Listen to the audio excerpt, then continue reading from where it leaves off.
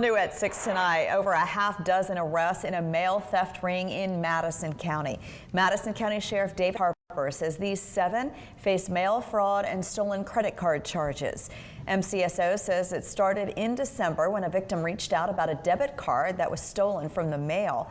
After that first arrest, more reports of other thefts started coming into the sheriff's office. A tip about a car and some surveillance video led investigators to a home in Lee, Florida.